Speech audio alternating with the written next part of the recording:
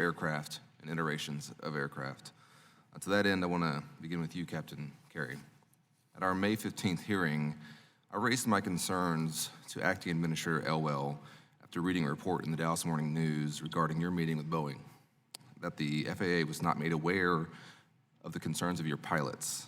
Moving forward, what role do you think pilots should play in alerting the FAA of concerns like those that you raised in that meeting? Thank you, Mr. Allred. First of all, I would like to thank Acting Administrator Elwell. He's been quite progressive in allowing us contact to his office and his professionals. Going forward, we would like to see our subject matter experts, our 737 pilots in our safety and training program at the Allied Pilots Association, invited to future certification proceedings on all future designs. We have the 777-900 coming down the chute from Boeing shortly. This will be the first commercial aircraft with folding wings. Do we want that to be certified on the original Boeing 777 certificate from 1996 or whenever it was? And this goes back to the timeline or the sunset of a certificate as we're speaking. The 737 is operating on a 1967 certificate. So we absolutely would like the stakeholders, the flight attendants, the pilots, the engineers, and the maintenance personnel to be involved in future certification with the manufacturer and progressively with the administration as these designs come to commercial use. After the designs have already been introduced, are you confident in the processes to raise those concerns now? I believe I am confident in the ability to raise the concerns through the ASAP program, the safety reporting program, the whistleblower program, and forums like this, public forums that you so graciously put forward. I would like to say, to answer a question that was raised earlier, the Allied Pilots Association only endorsed the safety of the American Airlines version of the MAX because we were one of 2 airlines in the world to purchase the optional dual AOA system.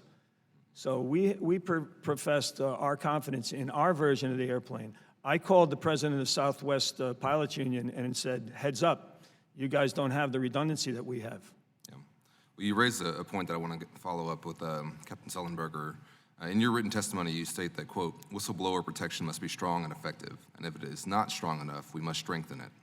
In your experience, do you believe that current protections are sufficient? And if not, what can be done to ensure that employees are freely able to come forward with their concerns? It is apparent to me that it is not sufficient.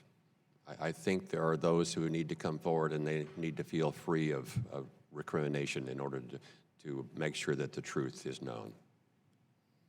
Mr. Babbitt, same question to you. I can tell you at the FAA, when I was there, whistleblower reports were taken incredibly seriously. I, in fact, established an entire department to ensure that they were heard, that they had the protections that were needed, and the follow-ups were made. It's a very robust system. And to my knowledge, I know of no one who has come forward later after leaving or anything and said, geez, I tried to be a whistleblower and no one would listen to me. That doesn't happen at the FAA, not at least in my tenure there.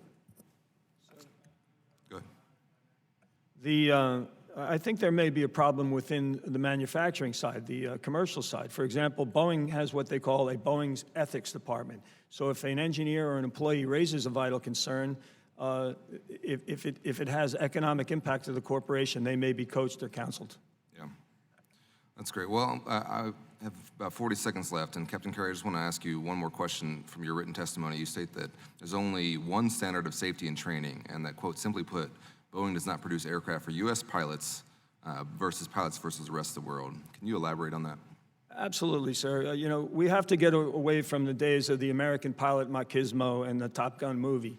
Pilots, Ethiopian Airlines flies a plane into Washington Dulles every day from Addis Ababa, and they have been doing it for years.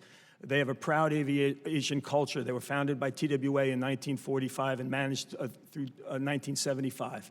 They're very proud of the fact that Emperor Selassie was the only head of state from Africa to attend JFK's funeral because he had a Boeing aircraft that brought him here. Thank you so much. Thank you. Now recognize Representative John.